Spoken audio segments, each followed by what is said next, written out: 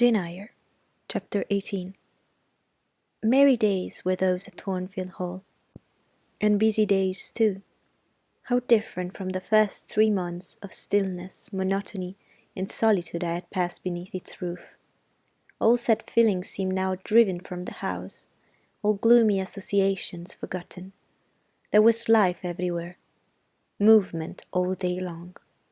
You could not now traverse the gallery, once so hushed, nor enter the front chambers, once so tenantless, without encountering a smart lady's maid or a dandy valet. The kitchen, the butler's pantry, the servants' hall, the entrance hall, were equally alive, and the saloons were only left void and still when the blue sky and halcyon sunshine of the genial spring weather called their occupants out into the grounds. Even when that weather was broken, and continuous rain set in for some days, no damp seemed cast over enjoyment. Indoor amusements only became more lively and varied, in consequence of the stop put to outdoor gaiety. I wondered what they were going to do the first evening a change of entertainment was proposed. They spoke of playing charades, but in my ignorance I did not understand that term. The servants were called in, the dining-room tables wheeled away, the lights otherwise disposed, the chairs placed in a semicircle opposite the arch. While Mr. Rochester and the other gentlemen directed these alternations, the ladies were running up and down stairs, ringing for their maids. Mrs. Fairfax was summoned to give information respecting the resources of the house in shawls, dresses, draperies of any kind, and certain wardrobes of the third story were ransacked, and their contents, in the shape of brocaded and hooped petticoats, sateen sacques, black modes, lace lappets, etc., were brought down in armfuls by the Abigails. Then a selection was made, and such things as were chosen were carried to the boudoir, within the drawing-room. Meantime, Mr. Rochester had again summoned the ladies round him, and was selecting certain of their numbers to be of his party. "Miss Ingram is mine, of course," said he. Afterwards he named the two Misses Ashton and Mrs. Dent. He looked at me. I happened to be near him, as I had been fastening the clasp of Mrs. Dent's bracelet, which had got loose. "Will you play?" he asked. I shook my head. I did not insist, which I rather feared he would have done. He allowed me to return quickly to my usual seat. He and his aides now withdrew behind the curtain. The other party, which was headed by Colonel Dent, sat down on the crescent of chairs. One of the gentlemen, Mr. Ashton, observing me, seemed to propose that I should be asked to join them, but Lady Ingram instantly negatived the notion. "No," I heard her say, "she looks too stupid for any game of the sort." Here long, a bell tinkled and the curtain drew up. Within the arch, the bulky figure of Sir George Lynn, whom Mr. Rochester had likewise chosen, was seen enveloped in a white sheet. Before him, on a table, lay open a large book, and at his side stood Amy Ashton, draped in Mr. Rochester's cloak, and holding a book in her hand. Somebody unseen rang the bell merrily. Then Adele bounded forward, scattering round her the contents of a basket of flowers she carried on her arm. Then appeared the magnificent figure of Miss Ingram, clad in white, a long veil on her head, and a wreath of roses round her brow. By her side walked Mr. Rochester, and together they drew near to the table. They knelt, while Mrs. Dent and Louisa Ashton, dressed also in white, took up their stations behind them. A ceremony followed, in a dumb show, in which it was easy to recognize the pantomime of a marriage. At its termination, Colonel Dent and his party consulted in whispers for 2 minutes. Then the colonel called out, "Bride!" Mr. Rochester bowed, and the curtain fell. A considerable interval elapsed before it again rose. The second rising displayed a more elaborately prepared scene than the last. The drawing-room, as I've before observed, was raised 2 steps above the dining-room, and on the top of the upper step, placed a yard or two back within the room, appeared a large marble basin, which I recognized as an ornament of the conservatory, where it usually stood, surrounded by exotics and tenanted by goldfish, and whence it must have been transported with some trouble on account of its size and weight. Seated on a carpet by the side of his basin was seen Mr. Rochester, costumed in shawls, with a turban on his head. His dark eyes and swart skin and Paynim features suited the costume exactly. He looked the very model of an Eastern emir, an agent or a victim of the bowstring. Presently advanced into view Miss Ingram. She, too, was attired in Oriental fashion. A crimson scarf tied sash-like round the waist, an embroidered handkerchief knocked about her temples. Her beautiful moulded arms, bare, one of them up, raised in the act of supporting a pitcher, poised gracefully on her head. Both her cast of form and feature, her complexion and her general air, suggested the idea of some Israelitish princess of the patriarchal days, and such was doubtless the character she intended to represent. She approached the basin and bent over it as if to fill her pitcher. She again lifted it to her head. The personage on the well brink now seemed to accost her, to make some request. She hastened, let down her pitcher on her hand, and gave him to drink. From the bosom of his robe, he then produced a casket, opened it, and showed magnificent bracelets and earrings. She acted astonishment and admiration.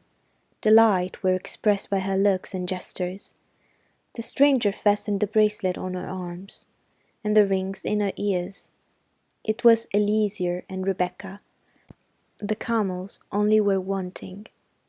The diving party again laid their heads together. Apparently, they could not agree about the word or syllable this scene illustrated. Colonel Dent, the spokesman, demanded the tableau of the whole, whereupon the curtain again descended. On its third rising only a portion of the drawing-room was disclosed, the rest being concealed by a screen hung with some sort of dark and coarse drapery. The marble basin was removed. In its place stood a deal table and a kitchen chair. These objects were visible by a very dim light proceeding from a horn lantern, the wax candles being all extinguished. Amidst the sordid scene sat a man with his clenched hands resting on his knees and his eyes bent on the ground. I knew Mr. Rochester, though the begrimed face, the disordered dress, the desperate and scowling countenance, the rough, bristling hair might well have disguised him. As he moved, a chain clanked. To his wrists were attached fetters. "Bridewell!" exclaimed Colonel Dent, and the charade was solved. A sufficient interval having elapsed from the performers to assume their ordinary costume, they re-entered the dining-room. Mr. Rochester led in Miss Ingram. She was complimenting him on his act. "Do you know," said she, "that of the 3 characters I liked you in the last best. Oh, had you but lived a few years earlier, what a gallant gentleman highwayman you would have made." "Is all the soot washed from my face?" he asked, turning it towards her. "Alas, yes, the more's the pity. Nothing could be more becoming to your complexion than the ruffian's rouge." "You would like a hero of the road, then?"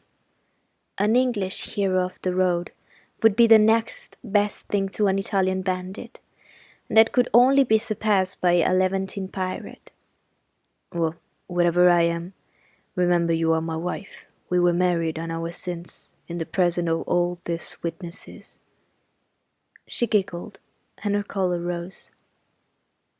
"Now, Dent," continued Mr. Rochester, "it is your turn."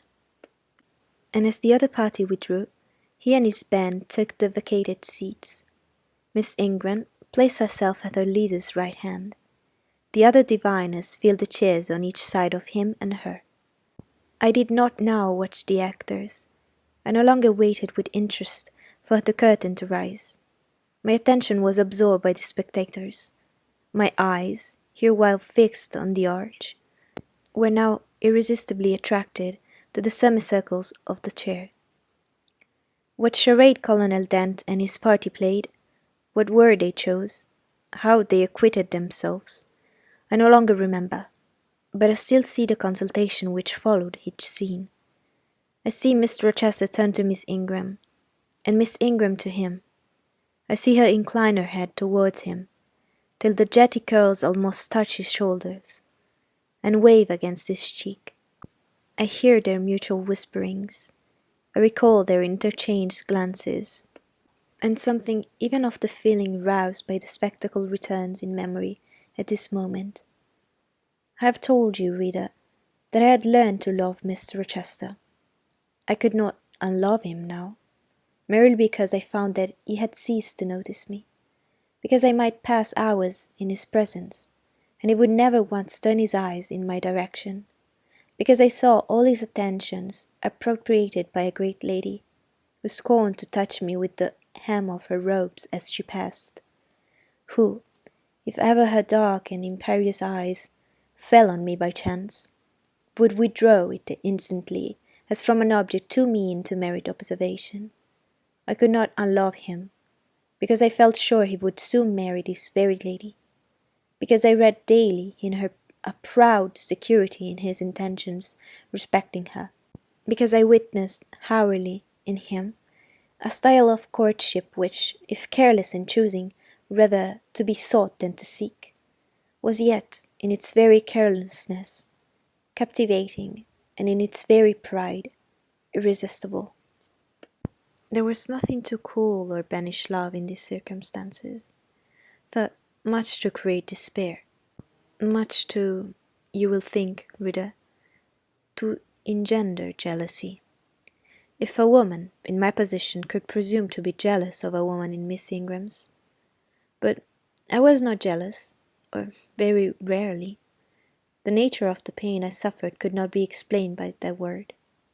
Miss Ingram was a mark beneath jealousy. She was too inferior to excite the feeling. Pardon the seeming paradox. I mean what I say. She was very showy, but she was not genuine. She had a fine person, many brilliant attainments, but her mind was poor, her heart barren by nature. Nothing bloomed spontaneously on that soil.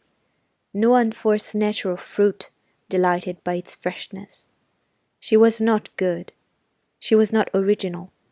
She used to repeat sounding phrases from books. She never offered, nor had, an opinion of her own. She advocated a high tone of sentiment, but she did not know the sensations of sympathy and pity. Tenderness and truth were not in her.